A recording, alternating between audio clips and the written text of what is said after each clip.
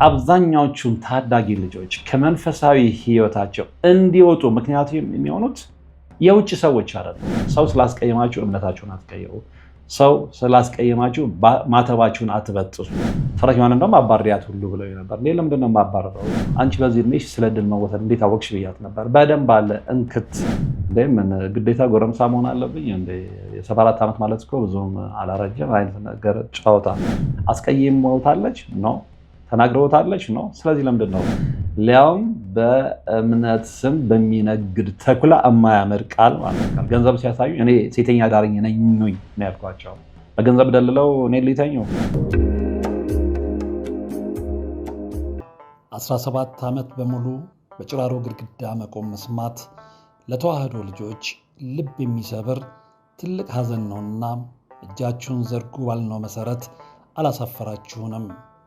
ፈጣን ምላሻችሁ የቅድስት ሥላሴን ቤት እንድንሰራ ያሰብነውን እንድንፈጽም ኃይልና ብርታት ሆኖን ይኸው መሰረቱን ጀምረናል። የረዳችሁንን ሁሉ እያመሰገን አትርሱን ያሉ አባቶችን ምርቃት አስቀድመን ጅምሩ ከፍጻሜ እንዲደርስ አሁንም አብራችሁን ሆኑ ስንል እንማጸናለን። አብረን እንደጀመርነው አብረን እንጨርሰዋለን። ድጋፋችሁ አይለየን። በድጋሚ በአባቶች ስም እናመሰግናለን። የአጋስተ ቅድስት ሥላሴ ቤተ ክርስቲያን አሰሪ ኮሚቴ።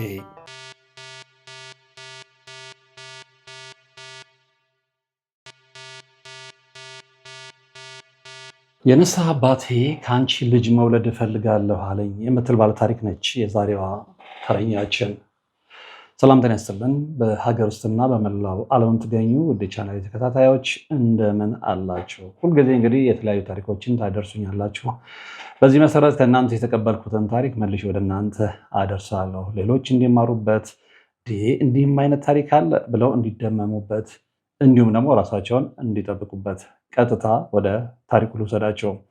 የዛሬዋን ባለተረኛ ታሪክ ያገኘኋት ቤተክርስቲያን ቅጽር ግቢ ውስጥ ነው። ለጊዜው የክርስቲያኑን ስም መጥቀስ አስፈላጊ አይደለም፣ ምክንያቱም ልጅቷ እንድትታወቅ ስለማልፈልግ፣ እድሜዋም ገና ስለሆነ አሁንም ከትራውማው ስላልወጣች እና በተለያዩ ምክንያቶች የልጅቷን ማንነት በተሻለ መጠን ለመደበቅ እሞክራለሁ። እሷን የሚጠቁሙ ነገሮችን ለመቀያየር እሞክራለሁ እና እቺ ልጅ ቤተክርስቲያን ውስጥ ስታይ መጣች። ልታናገረኝ እንደምትፈልግ ነገረችኝ። እንደዚህ አይነት ነገሮች ደግሞ ብዙ ጊዜ ያጋጥሙኛል። እንግዲህ የኔን መርሃ ግብር በብዛት የሚከታተሉ ሰዎች ብዙ ነገሮችን ያካፍሉኛል፣ ብዙ ታሪካቸውን ያጫውቱኛል እና ይህችም ልጅ የደረሰባትን ነገር ልትነግረኝ እንደምትፈልግ ነገረችኝ። ግን ቦታውና ሰዓቱ አመቺ ስላልነበረ ቀጥሮ ይዘን ተለያየን። በቀጠሯችን ቀን ተገናኘን። ሙሉ ታሪኳን ነገረችኝ። ከደህና ቤተሰብ ነው የተገኘችው። ከደህና ቤተሰብ ስላችሁ ካለው ቤተሰብ፣ ከሀብታም ቤተሰብ። ነገር ግን ራሷን ችላ ራሷን እያስተዳደረች ነው የምትኖረው። ለምን ብያት ነበረ። በጣም የሚወደኝ ወንድ አያቴ ያወረሰኝ ውርስ ነበረ።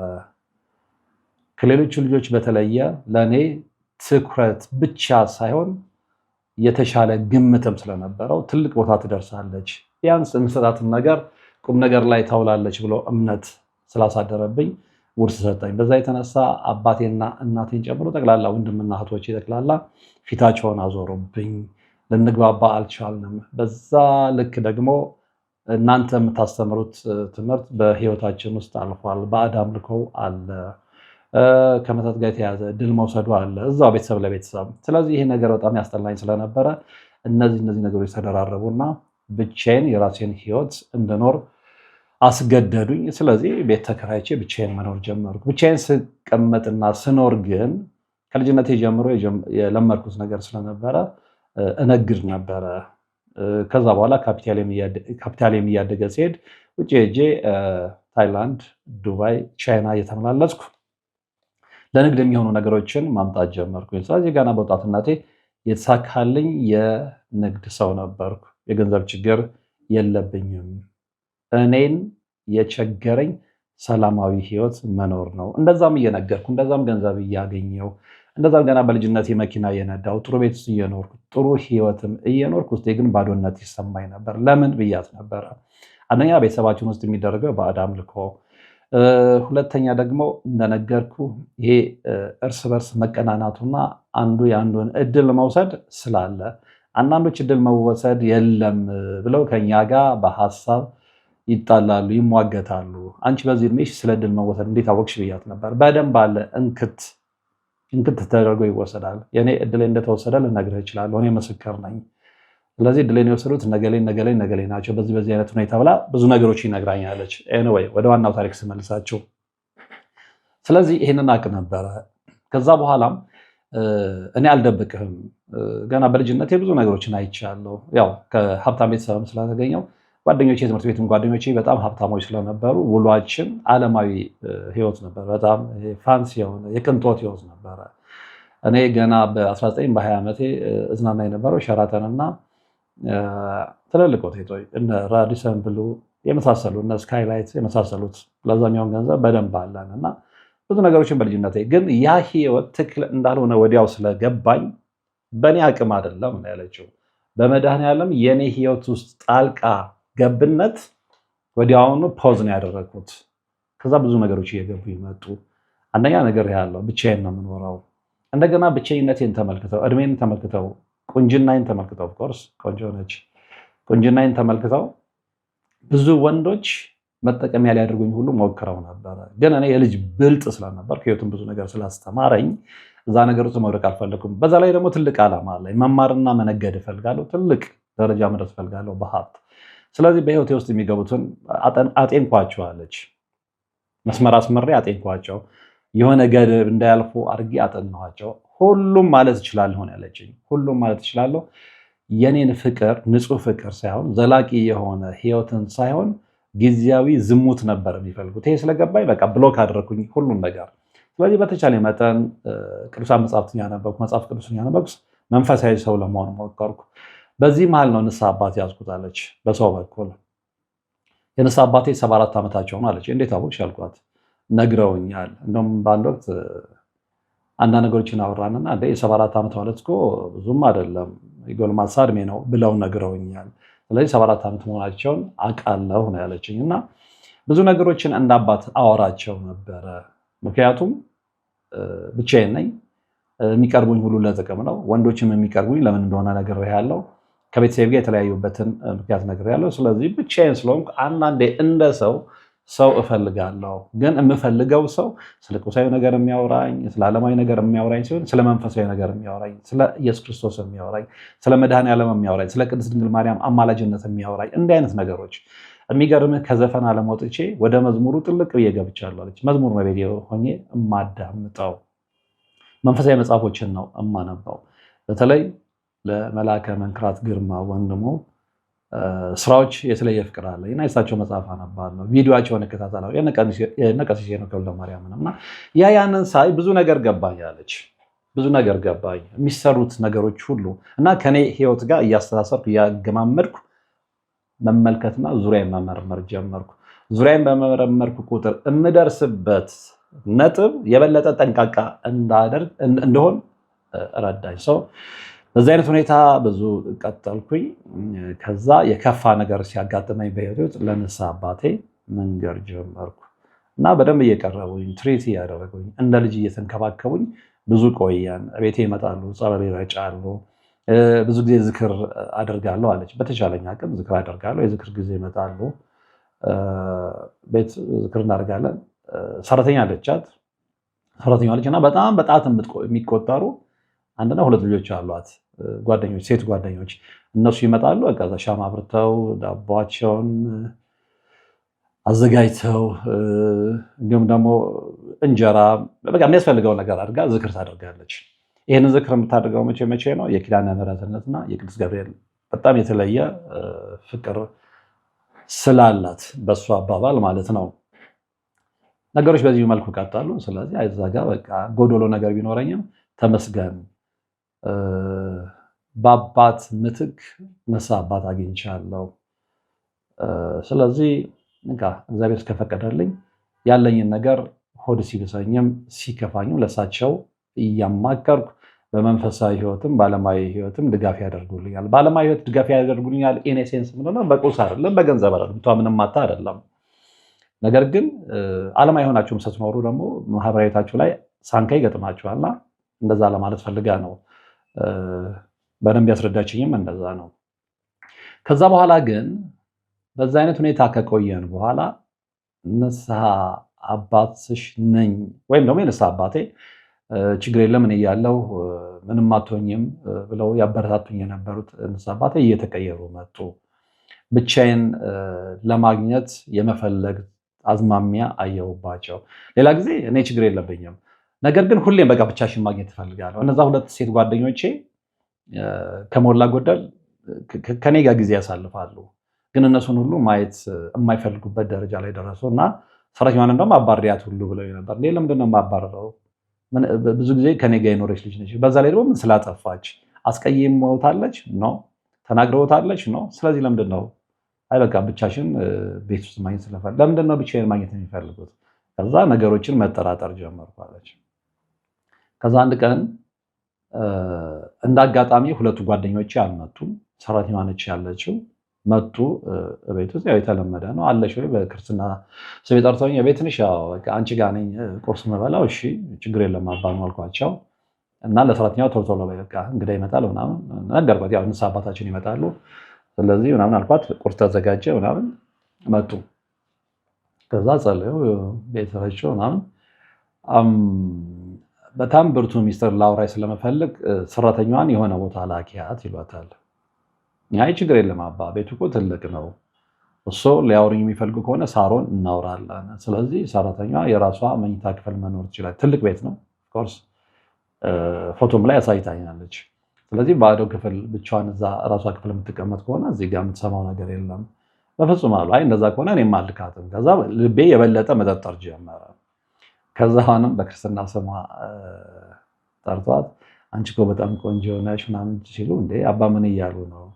ከዚህ በፊት ለመጀመሪያ ጊዜ ስንገናኝ ቆንጆ ልጅ ነች ብለውኛል፣ አመሰግናለሁ ብዬዎታለሁ። እና አንደኛ ከእርሶ እድሜ አንጻር፣ ሁለተኛ ደግሞ ከመንፈሳዊ አባትነቱ አንጻር፣ ሁለተኛ ደግሞ ከንስሐ አባትነቱ አንጻር እንደዚህ አይነት ጉዳይ ለምን እናወራለን? ከዛ ተጠግተው የሆነ እንግዲህ አቢዩዝ ማድረግ ወይ አቢዩዝ ልበለው እንጂ ቃሉን ሌላው ቃል ስለማይመጥናችሁ ለእኔ ተመልካቾች ስለማይመጥናችሁ ማለት ነው። እና የምን እየሆኑ ነው አባ? ከዚህ እኔ የተቀመጥኩትኝ ትልቁ ሶፋ ላይ ነው አለች። እሳቸው ፊት ለፊቴ ነበር የተቀመጡት። ከዛ በኋላ ተነስቶ መጥቶ አጠገቤ ተቀመጡ እና አፈገፈግኩኝ። ስለዚህ ለምን ትርኛለሽ? እኔ ያስፈራለሁ እንደ አይነት እና በነገራችን ላይ 74 ዓመቴ ነው ያሏትም የዛ ጊዜ ነው። እንደ ምን ግዴታ ጎረምሳ መሆን አለብኝ እንደ የ74 ዓመት ማለት እኮ ብዙም አላረጀም አይነት ነገር ጨዋታ፣ ያውም መራራ፣ ያውም አስቀያሚ ጨዋታ፣ ያውም ደግሞ በንስሐ አባት የማያምር፣ ሊያውም በእምነት ስም በሚነግድ ተኩላ የማያምር ቃል ማለት ነው። ከዛ ምን እያሉ ነው? ከዛ እጄን ያዙኝ። እኔ አባ በዚህ አይነት ሁኔታ እጮሃለሁ፣ አዋርደውታለሁ። ከዛ ቃል በቃል ያለውት ምንድነው? ቆንጆ ልጅ ነሽ፣ ምንም የሚቸግርሽ ነገር የለም፣ ከአንቺ ልጅ መውለድ እፈልጋለሁ፣ ልክ እንዳንቺ ቆንጆ የሆነ ልጅ መውለድ እፈልጋለሁ። ከዛ በቃ ተፈናጥሬ የተነሳው ምን እያሉ ነው? እኔ የልጅ ልጅ እሆናለሁ፣ ባልሆንም ደግሞ እንዴት እንደዚህ ያስቡኛል? ምንም ልንግባባ አልቻልንም። የገንዘብ ችግር ከሆነ ችግር የለውም፣ የባንክ አካውንት ሁሉ አሳዩኝ አለች እና በጣም ብዙ ብር ያለ እኔ በጨረፍታ ነው ያየሁት፣ አላማይም ግቤም ስላልነበረ። ስለዚህ እኔ የባንክ አካውንት ምን እያሉኝ ነው እንጂ ነው ቃል በቃል ገንዘብ ሲያሳዩኝ እኔ ሴተኛ ዳርኝ ነኝ ነው ያልኳቸው። በገንዘብ ደልለው እኔ ሊተኙ የልጅየው ልጅ መሆን የምችል ከዚህ በፊት ምስሉ ነበር። እኔ በቃ አባትሽ ነኝ፣ አያትሽ መሆን እችላለሁ ብላት ነበር። አንድ ሰሞን እንግዲህ በሞቅታ ሊሆን ይችላል ገና እንዳወቋት። ከዚህ በኋላ ግን ተመልካቾች ከይቅርታ ጋር ከአንቱታ ወደ አንተታ ይባላል አይደል ነው አንተ እያልኩ ነው የምቀጥለው። ምክንያቱም እንደዚህ አይነት ወራዳ ሰዎችን አንቱ ለማለት ውስጤ ስለማይፈቅድ ማለት ነውና ተጠጋት፣ ዞር በል አለችው። ስለዚህ ይህንን ቅሌት ጩሄ ነው ማጋለጥ። ሰራተኛዋን መጣራት አለው። ከዛ በኋላ የሰፈር ሰው ሌላ ነገር ውስጥ ነው የሚከት ትለዋለች። ከዛ ያጉራመራ ገንዘብ ፈልገች ከሆነ ችግር የለውም ልጅ ስለምፈልግ ነው። ልጅ ስለምፈልግ እቺ ሾርኔ ነች። ልጅ ፈልጋለሁ ሲሆን በቃ ልተኛሽ ፈልጋለሁ ነው። ሌላ ምንም ትርጉም የለውም እንጂ ልተኛሽ ፈልጋለሁ ወይ ከብዶት ሊሆን ይችላል። እንግዲህ ዲፕሎማሲያዊ መሆኑ ነው። ከአንቺ ልጅ ይፈልጋለሁ። ብዙዎቹ እንደዚህ እያሉ የስንቶቹን ህይወት ልክ ይህንን ሲለኝ ምን ትዝ አለኝ አለች። አንድ ጊዜ መምህር ተስፋዬ አበራ ፕሮግራም ላይ አንድ ዝግጅት አይቼ ነበር አለች እና የሆነች ልጅን እንደዚህ አስቀምጧት የሆነ መነኩሴ እንደዚህ ልጅ አስወልዷት ምናምን እንደዚህ አይነት ታሪክ ኦፍኮርስ እሱን ታሪክ አውቀዋለሁ እና እሱ ታሪክ ነው የመጣልኝ አለች እና እንዴ እኔ ስንቱን ወንድ ሊያም የእድሜያቸው የሆኑ ልጆችን እየራኩኝ በዝሙት ኃጢአት ላለመጨማለቅ እግዚአብሔርን መፈለግ ነው የሚሻለኝ እሱ እስከሚፈቅድልኝ ድረስ እሱን እያገለገልኩ እሱን እያመለኩ እኖራለሁ ያልኩ ልጅ ጭራሽ በንስሐ አባት ልፈተን አልኩኝ። በቃ እንትኔ ሁሉ ተቀየራለች። ከዛ በኋላ የኃይል እርምጃም ሊጠቀም ፈልጎ ነበር። በኃይል አስገድዶ መድፈር ነው፣ ሌላ ምንም። ከዚህ በኋላ ስነስርዓት አልኩት እያለች ልክ የኔን ቋንቋ ተጠቅማ ከአንቱታ ወደ አንተታ ነው እሷም የተቀየረችው። እዛ አጠገቤ የውሃ ማቅረቢያ ጆግ ነበር አለች። እሱን አነሳውና ከዚህ በኋላ ተጠጋኝ ለመከልብ ነው ማረገ። በዛ ላይ ጨዋለሁ፣ ሰው ጠራለሁ፣ ሊደፍረኝ ነው በቤቴ ብዬ እያጉረመረመ እየተራገመ እሰራልሻለሁ ብሏት ወጣ። ትልቁ ፖይንት እዚህ ጋር ነው። ትልቁ ፖይንት እሰራልሻለሁ እንግዲህ ብዙ ትርጉም አለው አይደል? ከሄደ በኋላ እቺ ልጅ ትራውማታይዝ ሆነች። እሰራልሻለሁ ብዙ ታሪኮችን ሰምታለች ብያቸዋለሁ፣ ከመጠጥ ጋር የተያዙ በተለይ ደግሞ እንደዚህ የሚጠመጥሙ ሰዎች፣ የክፋት መንፈስ ውስጣቸው ያለ ሰዎች እንዲህ አይነት ልጆችን አስፈራርተው በፍቃደኝነት እምቢ ሲሏቸው አስፈራርተው መተት ልክብሻለሁ፣ አበላሽሻለሁ፣ ህይወትሽ እንደዚህ ያደርጋለሁ ምናምን ብለው የሚያደርጉት ነገር ስለሰማች ስላነበበች ቪዲዮዎች ላይ ትምህርት ቤት ስለተከታተለች ትራውማታይዝ ሆነች። እሰራልሻለሁ ሲለኝ ምን ማለት ነው? በመተት ምን ሊያደርገኝ ነው? እና አእምሯ በጣም ተጨናነቀ። በዚህ መሀል ነው እንግዲህ ከኔ ጋር የተገናኘችው እና እንዲህ አይነት ነገር አጋጥሞኛል እና በጣም ተጨናንቄ ያለው አሁን እንቅልፍ ሁሉ እምቢ አለኝ። ከአሁን ምን አድርጎኝ ሊሆን ይችላል? የሆነ ነገር ትንሽ በተበላሸ ቁጥር ቀጥታ የማገናኘው ከሱ ጋር ነው እና የሰውየው እውነትም ልኮብኝ የሆነ ወይ ማለት ጀመርኩ አለች። እና የመጀመሪያው ለመረጋጋት ሞክሪ ነው የኔ ምክር። ሁለተኛ መንፈሳዊ ህይወትሽ ላይ ጠንክሪ ነው። ብዙ ሰዎች በብዙ ነገር ይፈተናሉ። በተለይ ይሄ ስፒሪቹዋል አታኩ ሁሉም ሰው ላይ አሁን ኮመን ሆኗል ማለት ይቻላል እና ያንን ማምለጥ የሚቻለው እንግዲህ በጠነከረን ቁጥር ነው። አጋጣሚ ዛሬ የምለቀው ነው ትላንትና የለቀቁት አንድ ሀገር ብላለ ይሄንን ፕሮግራም ከመስራቴ በፊት የሰራሁትና ታዩታላችሁ። እዛ ላይ አንዲት ጀግና ልጅ በብዙ ፈተና ውስጥ መጣ፣ ግን በራሷ ጥረት ስለጸለይ ስለሰገደች ሳትሰለች ማለት ነው ስለቀጠቀጠች ራሷን ነፃ ያወጣች ልጅ አለች እና እንደሚቻል ነገርኳት። አዎ ቻሌንጅ ሊኖር ይችላል። አዎ መንፈስ ሊልክብሽ ይችላል። አዎ የዝሙት መንፈስ ሊልክብሽ ይችላል። ያን አይልክም ብዬ አላጽናናሽም። እውነታው እንዲህ ነው ማድረግ ስለማልፈልግ በውሸት መሸንገል ስለማልፈልግ። ነገር ግን ከዛ ጋር መልካሙ ነገር ምንድነው? መድኃኔዓለምን ከያሽ ቅድስት ድንግል ማርያምን አማልጂኝ ካልሻት እሷን አንቺ ጥላ ከለላ ሁኚኝ እምትያት ከሆነ ከልብሽ ተሰራሽ እየጸለይሽ ያን ነገር መከላከል ትችያለሽ። ሌላውን ነገር ሁሉ እያደረገች ነው እየሞከረች ነው፣ ግን ስለ መቁጠሪያ ብዙም ኖሃው አልነበራትም። ከዛ በኋላ ግን ምንድን ነው ያልኳት? መልአከ መንክራት በዚህ ቀን ጉባኤ አላቸው፣ በዛ የጉባኤ ቀን እንሄድና መቁጠሪያ ከዛው ገዝተን ያለው ነገር እነግርሻለሁ፣ በዛው ትቀጥያለሽ። እና አሁን እች ልጅ ተግባራዊ ክርስትና ውስጥ ገብታለች። እግዚአብሔር ይመስገን። የምታነባቸውን ጸሎት መጽሐፍቶች አሳይታኛለች። እየበረታች ነው። አንዳንድ ጊዜ ፈተናም ቢበዛ በጸሎት ህይወቷ እየተጋች ነው። ብቻዋን ስለሆነች ደግሞ ነፃነትም ተሰምቷታል። ሞር ይሄ መንፈሳዊ ህይወት ላይ ጥልቅ ብላ ለመግባት እንደፈለገች በነፃነት ማንም ሳያወቃት ለመጸለይ፣ ለመስገድ፣ ለመቀጥቀጥ። አንዳንዴ ከሰዎች ጋር ስትሆኑ እኮ የእነሱ መንፈስ የሚስባቸውና ያሳንፋቸዋል። እች ልጅ ግን ብቻዋን ስለሆነች ሰራተኛዋም ደግሞ ደስ የሚለው በእሷ እድሜ ያለች እሷ መንፈሳዊ ህይወት የገባት እንደውም እሷ የመምህር ተስፋዬ ተማሪ እንደሆነች ሁሉ ነግራኛለች እና ከእሷም የተማረችው ነገር አለ።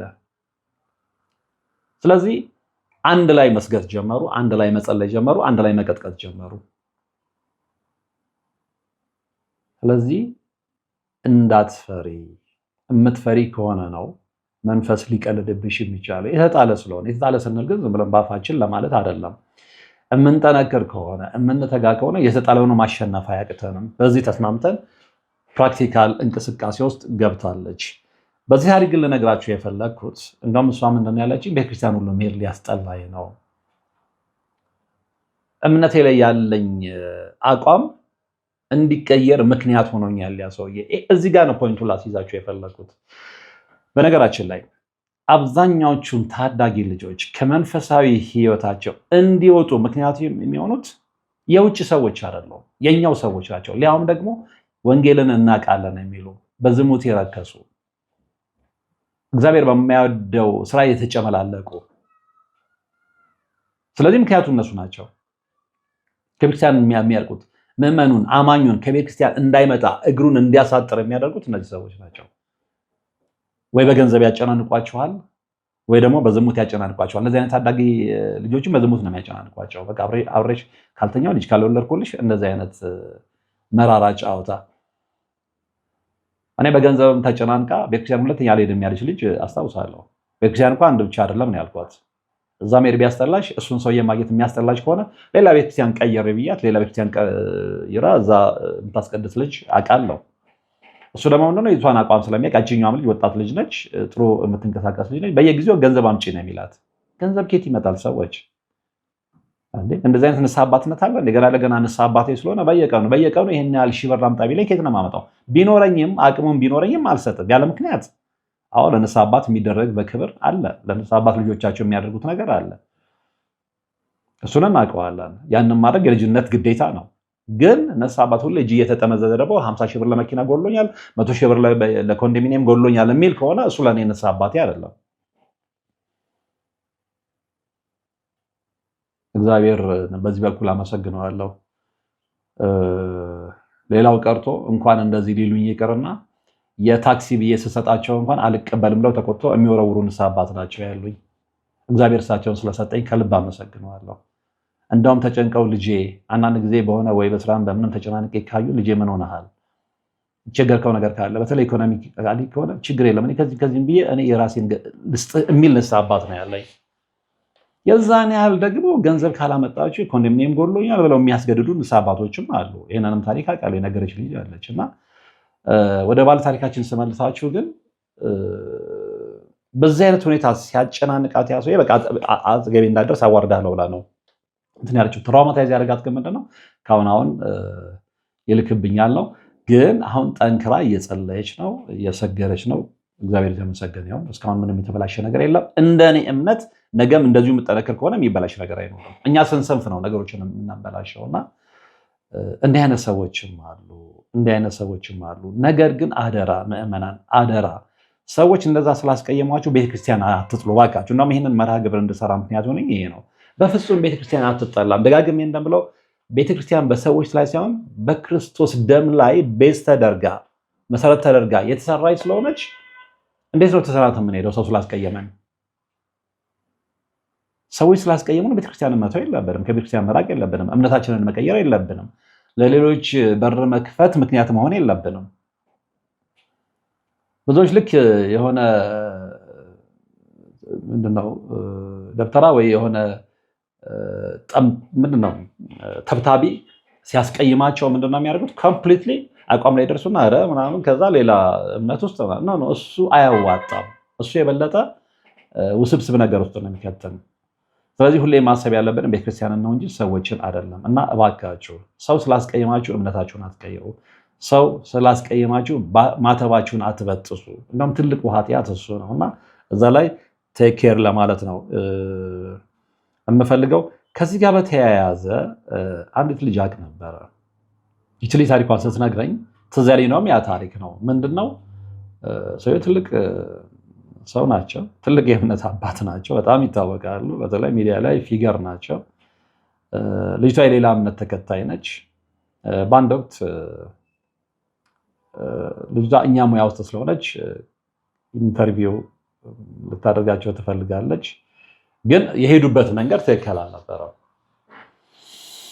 ልጅቷ ገና ልጅ ስለነበረች ወጣትም ስለነበረች የጠየቋት ጥያቄ አግባብ አልነበረም። ነገረች። በጣም ነው የነገርኩት። እሳቸውም ደግሞ የባንክ አካውንት ነው ያሳዩት። ምን ችግር ያለው እዚህ ሀገር ባንኖር ውጭ ሀገር መኖር እንችላለን ምናምን እና ባንክ አካውንቷ ላይ አንድ ባንክ አካውንት በተለይ ኢትዮጵያ ንግድ ባንክ ላይ ብቻ ያላቸውን አማውንት ሲያሳዩት የነገረችኝ አማውንት ፌንት አሰርቶኛል። ግነት አለበት። ግነት ቢኖርበትም ግን ፌንት የሚያሰራ ነው። አንድ በዛ ደረጃ ያለ የእምነት አባት የአንድ አካውንቱ ላይ ብቻ ያን ያህል ብር አንደኛ ከየት አመጣ ነው። ኦፍኮርስ እንደሚዘረፍ እናውቃለን። ግን በዛ ደረጃ ያን ያህል ብር ሌላውስ ላይ እንደዛ ከሆነ በቃ ውስጣችን ቀፎ ነው ማለት ነው። መመኑን ዝም ብሎ ነው የሚያዋጣው ማለት ነው። ባዶ እግሯን እየሄደች ከሻማ ቀሚሷ ላይ መቀነቷን ፈታ የምትሰጠዋ እናት አታሳዝናቸውም? ሌላ ከየትም አይደለም። ከድሃ ጉሮሮ ተነጥቆ የሚመጣ ገንዘብ ነው እነሱ እንደፈለጉ ለውስኪ መራጫ፣ ለመኪና መለዋወጫ ምናምን የሚያደርጉትና እግዚአብሔር ይቅር ይበላቸው። ሌላ ምንም ማለት አልችልም። እንዲህም አይነት ታሪክ አለ። ግን በእሷ እድሜ ያላችሁ ልጆች ስትፈተኑ እባካችሁ ቤተክርስቲያናችንን አትተው፣ እምነታችሁን አትተው፣ የበለጠ ጠንክሩ። እግዚአብሔር ለእነሱ የእጃቸውን ይሰጣቸዋል፣ አትጠራጠሩ። እነሱ የእጃቸውን ያገኛሉ። ማወቅም ማሰብም ያለባችሁ እሱን ነው እንጂ አንድ ሰው አስቀየመኝ ብላችሁ መስመር አትቀይሩ ለማለት ነው። እንግዲህ የዛሬው መርሃ ግብር የተከታተላችሁት ነበረ። በቀጣይ ሌላ እንደዚሁ አስተማሪ ታሪክ ይዤ የሚቀርብ ይሆናል። እስከዛው ግን በያላችሁበት ሰላም። 17 ዓመት በሙሉ በጭራሮ ግድግዳ መቆም መስማት ለተዋህዶ ልጆች ልብ የሚሰብር ትልቅ ሐዘን ነውና እጃችሁን ዘርጉ ባልነው መሰረት አላሳፈራችሁንም። ፈጣን ምላሻችሁ የቅድስት ሥላሴን ቤት እንድንሰራ ያሰብነውን እንድንፈጽም ኃይልና ብርታት ሆኖን ይኸው መሰረቱን ጀምረናል። የረዳችሁንን ሁሉ እያመሰገን አትርሱን ያሉ አባቶችን ምርቃት አስቀድመን ጅምሩ ከፍጻሜ እንዲደርስ አሁንም አብራችሁን ሆኑ ስንል እንማጸናለን። አብረን እንደጀመርነው አብረን እንጨርሰዋለን። ድጋፋችሁ አይለየን። በድጋሚ በአባቶች ስም እናመሰግናለን። የአጋስተ ቅድስት ሥላሴ ቤተ ክርስቲያን አሰሪ ኮሚቴ